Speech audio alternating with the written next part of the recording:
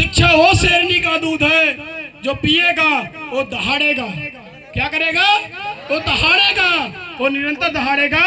इसलिए शिक्षा पे ज्यादा फोकस करो, क्योंकि शिक्षा के अलावा आपके पास और कोई विकल्प नहीं है क्या? और विकल्प कोई आपको आगे बढ़ने के लिए और कोई रास्ते हैं क्या? है क्या? नहीं है। सारे रास्ते बंद किए जा रहे हैं। आपको आपकी शिक्षा को बेची जा रही है, निजीकरण किया जा रहा है, उसको दूसरे के हाथों में बेचा जा रहा है। इसलिए बेचा जा रहा है कि हम और आपके बच्चे उस स्कूल में, उस कॉलेज में, उस यूनिवर्सिटी में नहीं जा पाए। जब स्कूल में हमारे घर के बच्चे, हमारे लोग नहीं जा पाएंगे, यूनिवर्सिटी में नहीं जा पाएंगे, कॉलेज में नहीं जा पाएंगे, तो क्या बताओ, क्या इनका बच्चे भविष्य क्या होगा? फिर क्या ये कलम चलाने के लायक होंगे? क्या जिस तरीके से आज आप लोग बैठे हो, ये सभी लोग बैठे हैं, क्या ये लोग बैठ पाएंगे? क्या नहीं कर पाएंगे, क्योंकि उनके पास दिमाग तो नहीं रहेगा ना। तो क्या बनेंगे? गुलाम बनेंगे। और गुलाम बनेंगे तो क्या करेंगे? क्या करेंगे? उनके जाके तलवे चाटेंगे, उनकी गुलामी करेंगे, उनके नाले साफ करेंगे, उनके गोबर उठाएंगे, उनके घर साफ करेंगे। इसके ज्यादा कुछ कर पाएंगे क्या? कर पाएंगे क्या? नहीं कर पाएंगे। तो आपको पहचानना होगा। मैं 2-3 सच बताना चाहता हूं कि दिल्ली विश्वविद्यालय में, इसी देश में हमारे महोदय जो राष्ट्रपति द्रौपदी मुर्मू जी हैं, उनको कार्यक्रम में नहीं बुलाया जाता है, उनको धार्मिक कार्यक्रम में नहीं बुलाया जाता है। मैं उनकी कहानी बताऊंगा आपको क्यों नहीं बुलाया जाता है। क्योंकि अगर आज संविधान न होता तो शायद हम और आप न वो उस पदों पे जाके बैठ पाते। क्योंकि जो महापुरुषों ने जो संघर्ष किया हमारे और आपके लिए, निरंतर संघर्ष किया, सारे कुर्बान की, अपने बच्चों को भी त्यागा है और आपके हमारे लिए। पता है ना, बाबा साहब के 4-4 बच्चे कुर्बान हुए। पता है? पता है? किसको पता है? क्या पता है? क्या पता है? बस ये जानते हो कि बाबा साहब हैं, लेकिन इनके बारे में आप इनको पढ़ते नहीं हो। अगर पढ़ते तो आज ये यहाँ पे इस तरह की स्थिति नहीं होती,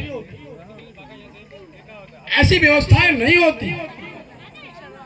एक कहानी है छोटी, मैं बताऊंगा आपको। सन 1947 में एक क्लास में क्वेश्चन किया गया, एक प्रश्न पूछा गया कि ऐसी कौन सी चीज है जिसको हम देख सकते हैं पर छू नहीं सकते। उसी क्लास में तमाम बच्चे बैठे थे, तमाम बच्चों ने उसके उत्तर दिए। कहा कि आसमान को तो देख सकते हैं पर छू नहीं सकते। किसी ने कहा चंद्रमा को तो देख सकते हैं पर छू नहीं सकते। उसी स्कूल के बाहर एक बालक बैठ के भूख से तड़प रहा था, प्यास से तड़प रहा था, और उसने बोला इस घड़े को, मटकों को तो हम देख सकते हैं पर छू नहीं सकते।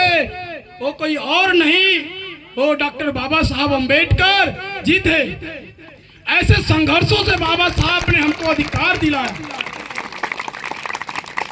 आज हमारे लोग SC, ST, OBC and minority के लोग आज बड़े बड़े पदों पे, बड़े बड़े ओहदों पर बैठ के अपने समाज को, अपने आप को अग्रसर की ओर और ऊंचाइयों की ओर बढ़ रहे हैं। वो हमारे मसीहाओं की देन है, किसी चमत्कारी और किसी पूजा पखंडियों को देन नहीं है साथियों। अगर होता तो इस देश में, हमारा देश कब तक आजाद हो गया होता अगर उनका चला होता।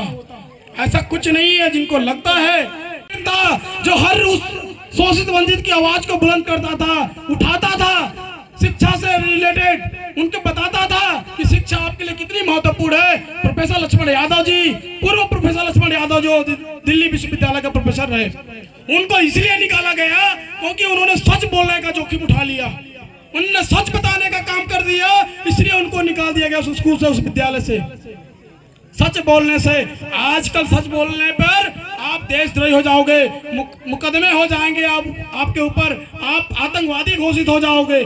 ऐसे लोग आज बैठे हैं शासन सत्ता में जो हम लोगों के अधिकारों को खत्म करना चाहते हैं। उसी श्रेणी में एक और हमारी बड़ी बहन डॉक्टर रितु सिंह जो दिल्ली विश्वविद्यालय की प्रोफेसर थी, उन्होंने ही यही जोखिम उठाया था सच बोलने का, और उनको भी विश्वविद्यालय से निकाल दिया गया, उनको भी निकाल दिया गया। हो सकता है आप लोग देखे होंगे सोशल मीडिया तो देखते होंगे, कई दिन धरने चले, लेकिन कोई रिस्पॉन्स, कोई रिजल्ट नहीं मिला उनको, कोई रिजल्ट नहीं मिला। उन्होंने लगातार संघर्ष किया। सोचो ना कि जब आपको विश्वविद्यालय से निकाला जाएगा, आपको स्कूल से भगाया जाएगा, तो आप कहाँ जाओगे? कहाँ जाओगे आप लोग? किसके पास जाओगे? अभी बहुत दूर मत जाओ। अपने बनारस की घटना है, विश्वविद्यालय बीएचयू की। एक शिवम सोनकर नाम का लड़का है, लोग हो सकता है कि हमारे युवा साथी देखे होंगे सोशल मीडिया के जरिए उसको। 20 दिन धरने पे बैठा था एडमिशन को लेकर। एडमिशन उसको नहीं दिया जा रहा था, इसलिए नहीं दिया जा रहा था क्योंकि वो दलित था, ये अछूत था, इसलिए उसको एडमिशन नहीं दिया जा रहा था। अगर उसको एडमिशन दे दिया जाता तो पढ़ लेता, नौकरी पा जाता, अपने आप को बना लेता, इसलिए उसको एडमिशन नहीं दिया जाता। लेकिन आज हम लोगों को गर्व होता है, एक ऐसे सिपाही हम लोग हैं उस रावण की, जो चंद्रशेखर आजाद, जो पूरे भारत देश में अपने नाम का डंका बजा रहा है। आज दुनिया में, विश्व में उनका नाम बज रहा है। लेकिन उनके संघर्षों से सड़क से लेकर संसद तक, पार्लियामेंट तक उन्होंने उस आवाज को बुलंद किया। 20 में दिन जाके उस व्यक्ति को, शिवम सोनकर को बीएचयू स्कूल में एडमिशन मिल गया।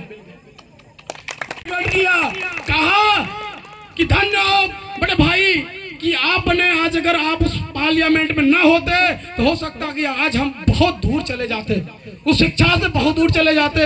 हो सकता उस शिक्षा हमको मिली ही ना हो।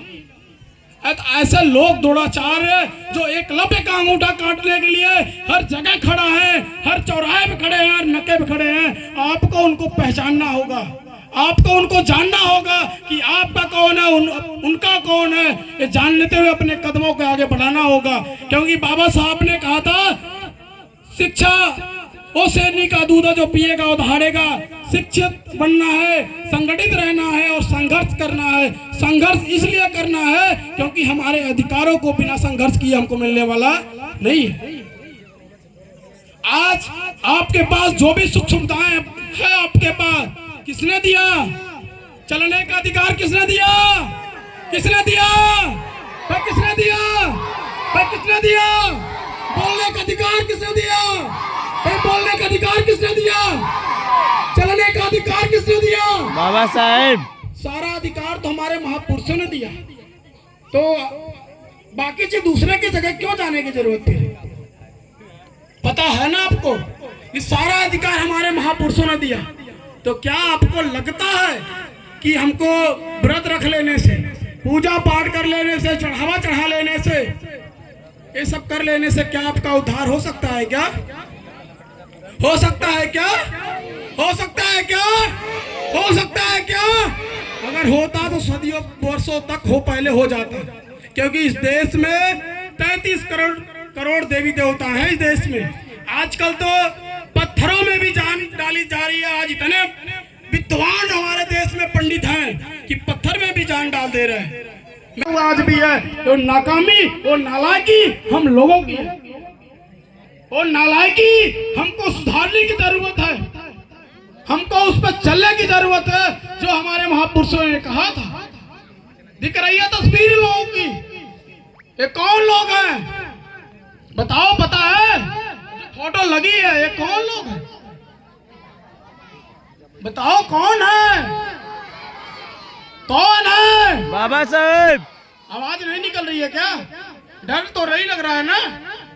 कोई ऐसा तो नहीं कि कुछ दिमाग में बैठा है जो बाद में जाने के बाद आपके दिमाग में डस ले आपको? ऐसा तो नहीं लग रहा है ना?